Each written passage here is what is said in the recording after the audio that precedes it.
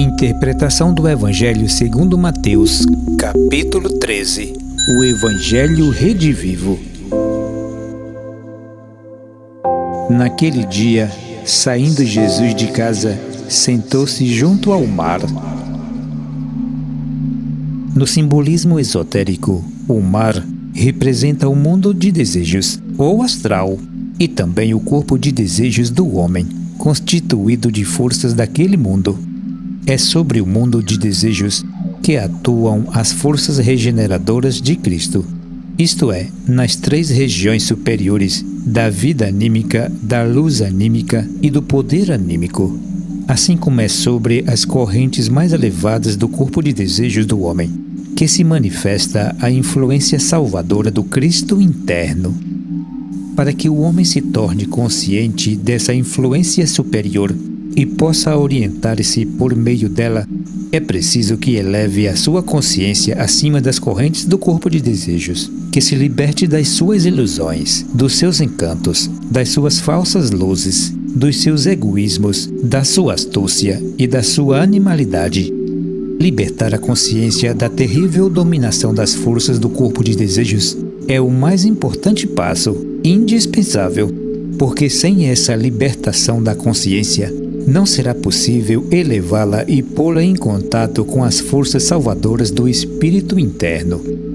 É preciso que reconheçamos que enquanto a nossa consciência for dominada e dirigida pelos impulsos cegos das forças dos desejos, pelas ilusões e fantasias de uma imaginação desorientada, pelos egoísmos e apegos de um personalismo vaidoso e prepotente, que criam em nós um mundo de aparências e fantasias, não nos será possível ouvir e acompanhar a voz do nosso espírito interior. Assim como não é possível gozar a luz do sol e apreciar a beleza de um dia iluminado se nos conservamos no fundo do mar ou nas profundezas de uma gruta escura. Para perceber a luz, teríamos de subir à superfície do mar e tirar nossa cabeça da água. E então veríamos o sol em todo o seu esplendor. Em realidade, vive a nossa consciência afogada num mar de desejos, de sentimentos pessoais, de atrações e repulsões, de amor próprio, de egoísmos, do qual há de libertar-se um dia. É para isso que precisamos mais do que nunca da mão salvadora de Cristo.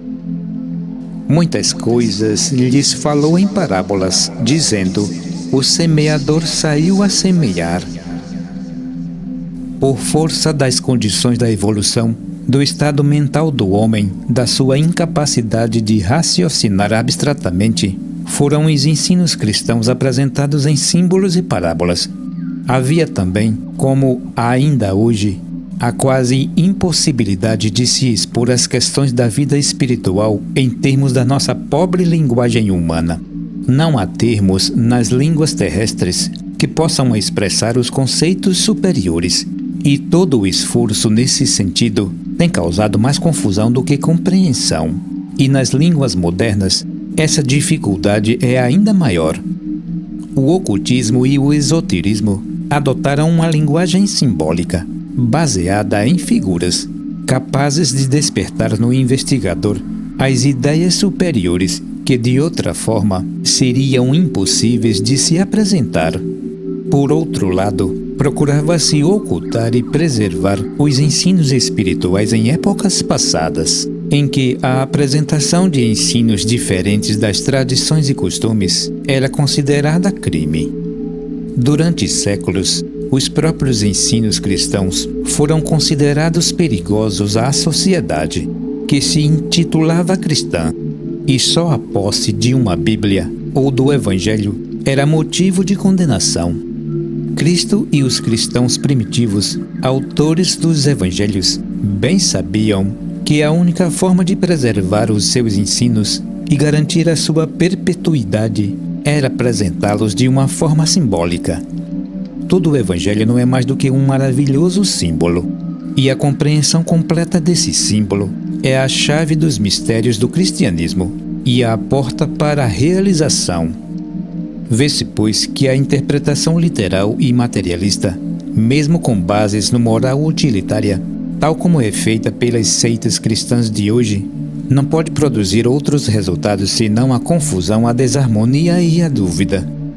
A compreensão do sentido superior dos evangelhos depende de preparo, de esforço e de sacrifício.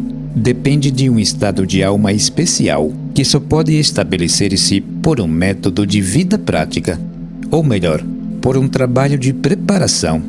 É esse método de vida prática que garante o bom entendimento dos seus mistérios, e não haverá possibilidade de avanço e de compreensão sem esse esforço consciente em seguir fiel a esse método. O entendimento espiritual não é uma questão intelectual, mas o resultado natural de um estado superior de alma. Na parábola do semeador, dá-se uma clara ideia de que só o estado de alma pode garantir a germinação e frutificação da boa semente. Uma alma não preparada é como um terreno pedregoso, cheio de ervas daninhas e espinhos, onde não é possível que a semente da verdadeira espiritualidade germine e cresça para produzir frutos. Quando lançada na terra superficial, pode germinar, mas a planta não tem garantia de subsistir, porque o calor do sol a mata. O fruto abundante da boa terra é o entendimento espiritual. Porque a vós é dado conhecer os mistérios do reino dos céus, mas a eles não lhes é dado. O homem é chamado a tudo conhecer, os mistérios da sua origem espiritual, da sua existência como espírito, dos seus poderes e capacidades superiores, podem ser alcançados, desde que se prepare para isso. Enquanto se mantém dominado pelas ilusões e fantasias da sua criação material, enquanto não se liberta da ignorância e dos preconceitos mundanos, da mentalidade relativa e limitada que governa este mundo, não encontrará possibilidade de expandir a consciência e alcançar o entendimento das coisas espirituais, dentro e fora de si mesmo. Embora todos os homens tenham as mesmas possibilidades, sua capacidade de atingir o entendimento dependerá única e exclusivamente do estado da sua alma, das suas condições internas. A consciência é envolvida e limitada pela massa de elementos psíquicos que o homem cria e alimenta em seu interior. Completamente envolvida por essa massa de elementos psíquicos e mentais, fica a consciência ofuscada e restringida. Torna-se incapaz de atravessar e escapar dessa massa escura e compacta, que a impede de sentir e responder às vibrações mais elevadas e mais sutis de sua própria natureza superior, que amortecem e abafam a voz do seu próprio espírito. A penetração nos mistérios do reino espiritual é um processo de libertação interna. É uma questão de libertação e expansão da consciência, de maior sensibilidade, de refinamento de alma, que só se obtém por um esforço prático, efetivo e perseverante. Aos que se esforçam, lhes é possível conquistar essa condição, esse primeiro estado superior de libertação da consciência, que, por sua vez, desperta o entendimento espiritual. Os que não se esforçam nesse sentido, nada de valor poderão alcançar. A grande questão do cristianismo esotérico se encobre nessas simples palavras, tão pouco consideradas: os mistérios do reino dos céus. É esse mesmo reino dos céus que Cristo declarou estar dentro do homem. Certamente há dentro do homem um mistério, o mistério do seu próprio espírito, o mistério da sua própria divindade. Cada homem descobrirá esse seu mistério no devido tempo, quando estiver suficientemente preparado. Pois ao que tem, dar-se-lhe-á, e terá em abundância. Mas ao que não tem, até aquele que tem, ser-lhe-á tirado. Cada vida terrestre é uma oportunidade que se concede ao espírito humano de constituir um novo veículo psíquico, onde possa fixar e garantir a perpetuidade da sua consciência terrestre para sua própria libertação. Se fracassa nesse empreendimento, se não chega durante a vida terrestre a organizar e libertar esse novo corpo psíquico, perde necessariamente com a morte toda a capacidade de expressão independente e livre, e também a própria consciência terrestre, que não tem onde fixar-se depois de abandonar o corpo denso. Por isso é obrigado a reencarnar-se, para fazer uma nova tentativa, até que conquiste a vitória, até que consiga organizar e libertar o seu novo corpo espiritual, o seu traje de bodas, no qual sua consciência se expandirá e se fixará definitivamente. Assim como um ovo, sobre um calor apropriado, produz um novo ser, desenvolvendo o germen de uma vida mais alta, assim também os corpos físico e vital do homem, em determinadas condições, podem desenvolver dentro de si mesmo um novo corpo psíquico, constituído com os dois éteres superiores, organizados e libertados do corpo denso.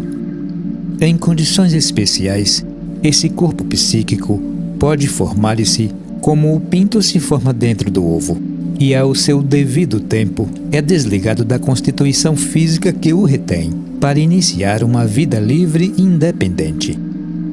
Para que o ovo germine e se forme o pinto, é preciso que seja colocado sob certo calor uniforme, durante um tempo determinado.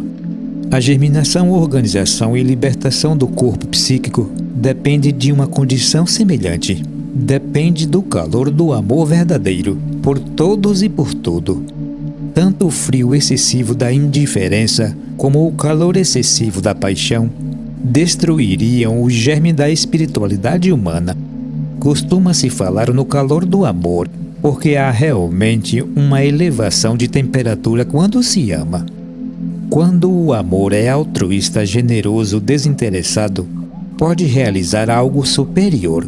E só sob a influência desse amor, o homem pode realizar atos que confirmam e consolidam as forças espirituais do seu próprio espírito. Porém, sem esse amor, nada se constrói espiritualmente. E se o corpo psíquico não for edificado, a oportunidade que a vida terrestre oferece estará perdida. E será preciso recomeçar tudo novamente, numa próxima reencarnação. Esse é o mais importante dos mistérios do cristianismo.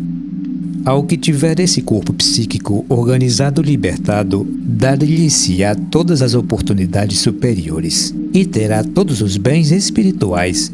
Mas ao que não tiver, até o pouco que tem lhe será tirado. Mais ditosos são os vossos olhos, porque veem, e os vossos ouvidos, porque ouvem. O homem mundano e adormecido só pode ver com seus olhos físicos e ouvir com seus ouvidos materiais. Seus sentidos espirituais estão paralisados e não lhe podem servir. Com a formação do corpo psíquico ou espiritual, recomeçam a funcionar os sentidos superiores, que lhe permitirão ver, ouvir e sentir as realidades espirituais. Abre-se então ao homem um imenso campo de extraordinárias e maravilhosas possibilidades. Começa para ele a verdadeira vida, a vida real, livre e independente do seu corpo físico.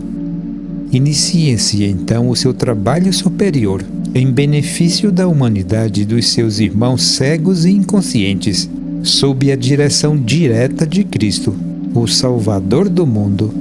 Ajuntai primeiro o joio e o atai-o em feixes para o queimar, mas recolhei o trigo no meu celeiro.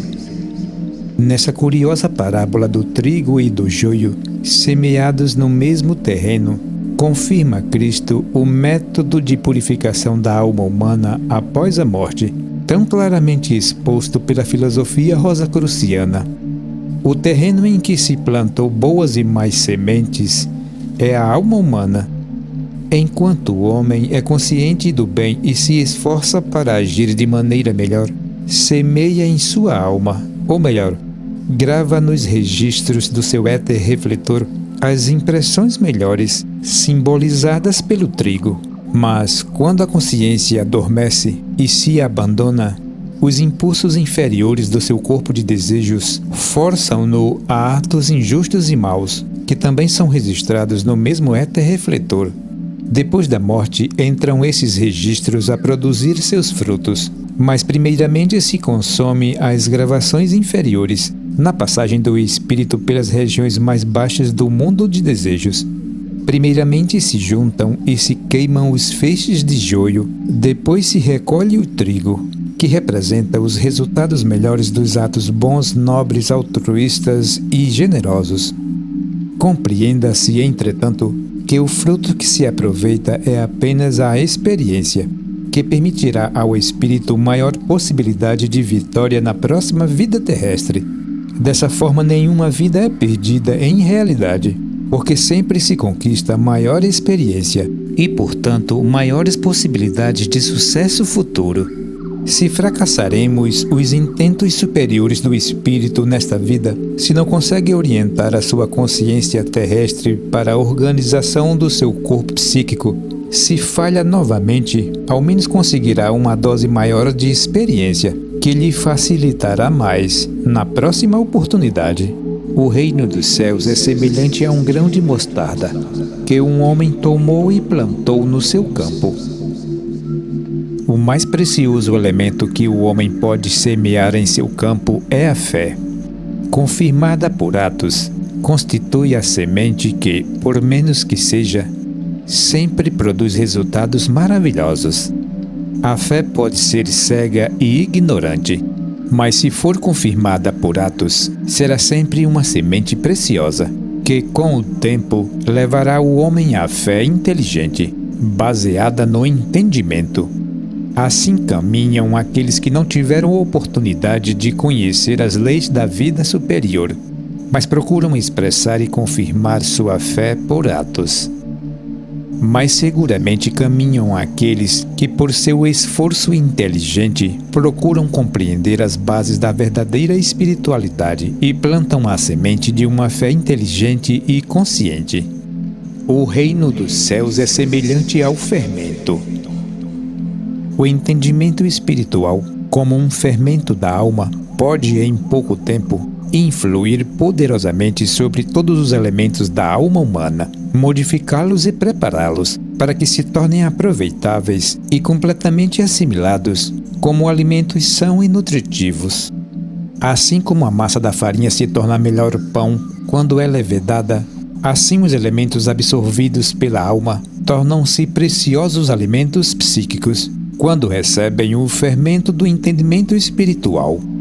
Assim como o pão não levedado e de difícil digestão, e pode causar males e fermentações perigosas ao organismo, e também os conhecimentos, estudos e ideias absorvidos sem entendimento espiritual não poderão ser corretamente assimilados e muitas vezes provocarão graves prejuízos a toda a constituição anímica.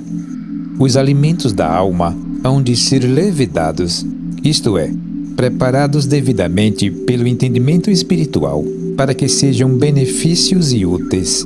Não temos dúvida em afirmar que o maior perigo por que passam os estudantes do ocultismo é justamente esse: excesso de conhecimentos, de estudos e de ideias, sem entendimento espiritual. O que semeia a boa semente é o Filho do Homem. O Filho do Homem é o ego superior, o espírito interno, o homem real, que procura expressar-se e guiar a consciência humana na execução de atos bons, que são a sua boa sementeira. Enquanto o homem é consciente do bem e procura agir atendendo aos impulsos da sua consciência, faz uma boa sementeira e cria em sua alma os elementos melhores que produzirão bons frutos. O campo é o seu mundo interno, a sua alma. Porém, ao mesmo tempo que se registram em seu interior todas as condições criadas, exterioriza no ambiente que o rodeia os elementos psíquicos que afetarão o seu próximo e o mundo. Quando esta consciência superior já não pode expressar-se, quando já não é mais ouvida e sentida, quando o homem se abandona à consciência terrestre materialista, mundana e egoísta, então seus atos são dirigidos exclusivamente pelos impulsos mais inferiores de sua natureza de desejos, e a sua sementeira torna-se má, de consequências desastrosas para si mesmo e para o ambiente que o rodeia. Nesse caso, a sementeira provém toda do corpo inferior de desejos, o personalismo egoísta, que o impele com terríveis impulsos a toda sorte de erros e perversões. A ceifa é o fim do mundo, e os ceifeiros são os anjos. O homem terrestre e natural é apenas um foco de consciência, expressando-se através de um corpo físico.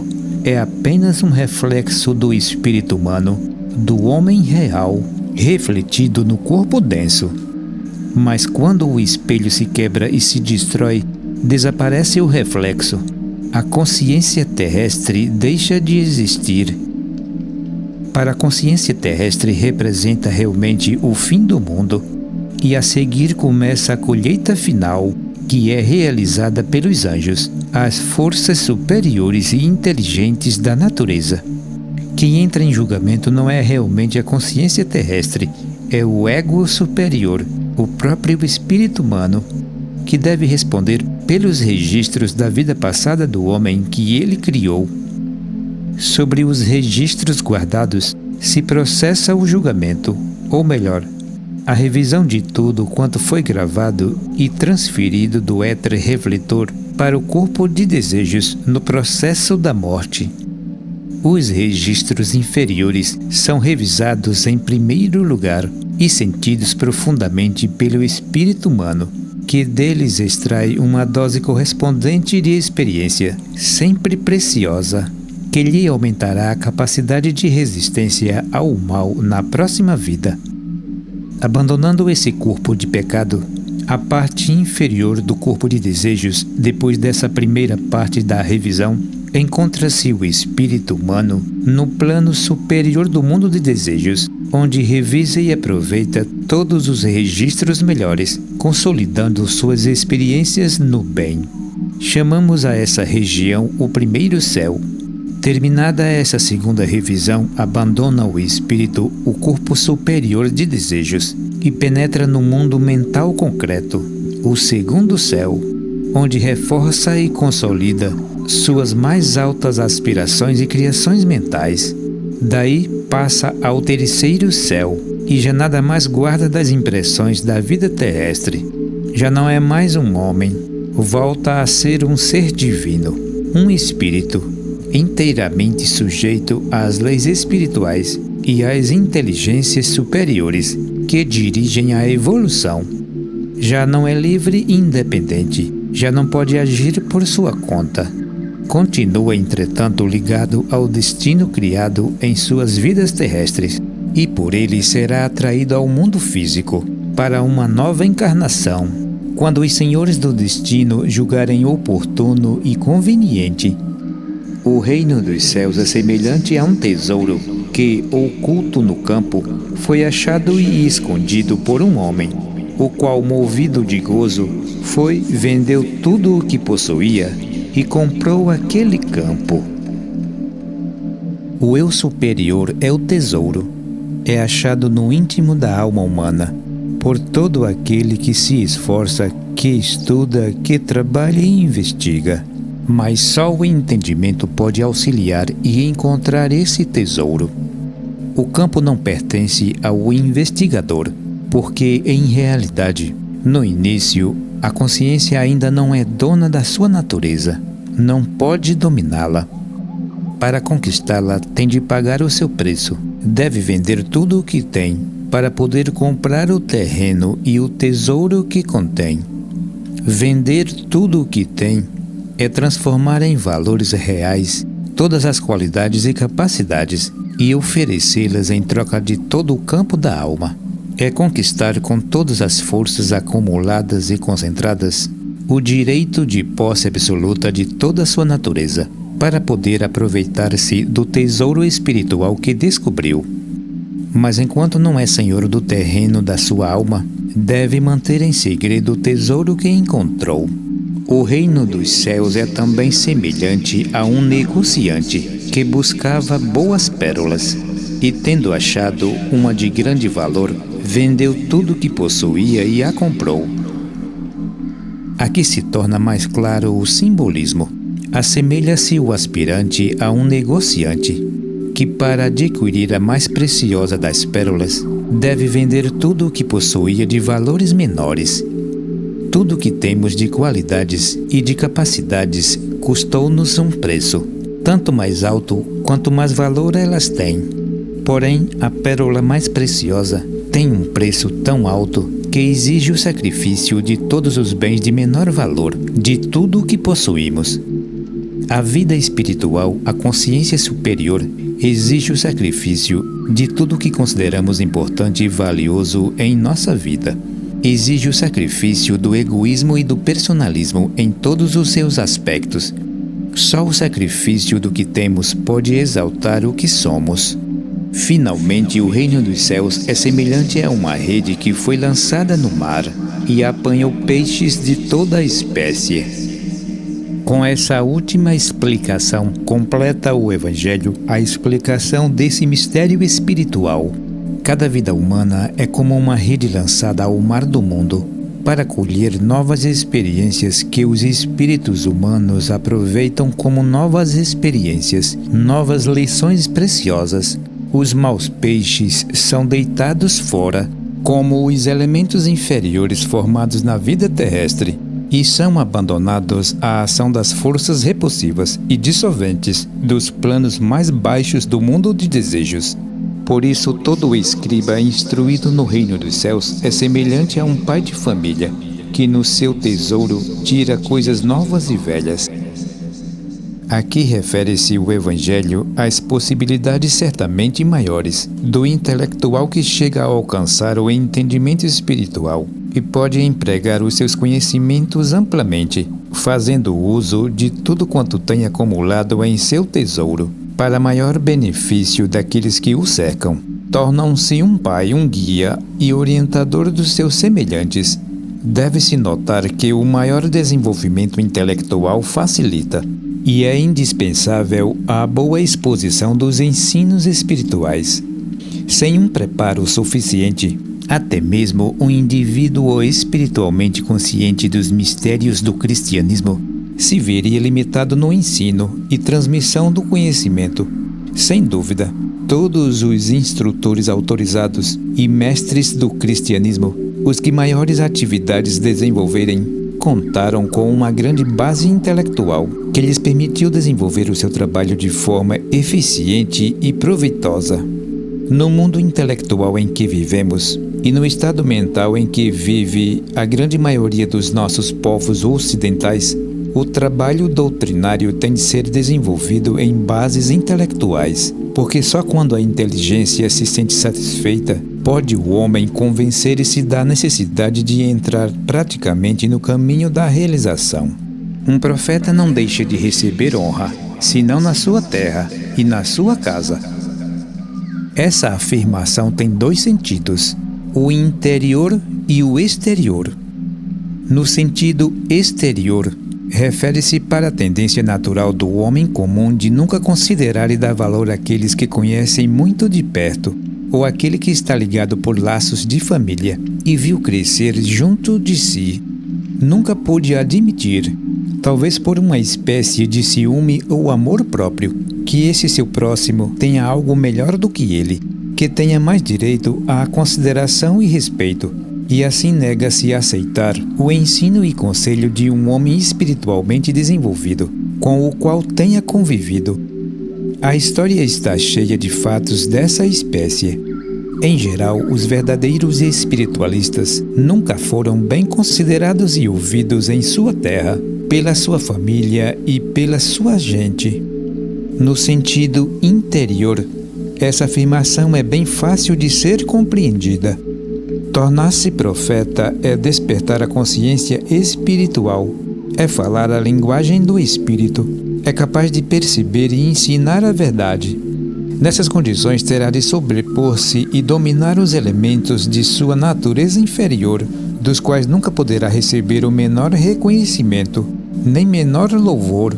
Pelo contrário, esses elementos estarão sempre em franca oposição aos seus ideais superiores, que nunca poderão compreender, embora sejam dominados e obrigados a servir. Assim como o homem domina e obriga os animais a servir aos seus desígnios, mas não pode esperar que estes compreendam os seus desígnios e finalidades e o louvem. Assim, a consciência espiritual despertada serve-se dos elementos inferiores da alma como instrumentos de ação e de trabalho no mundo, sabendo, entretanto, que esses não compreenderão nem considerarão as suas finalidades superiores.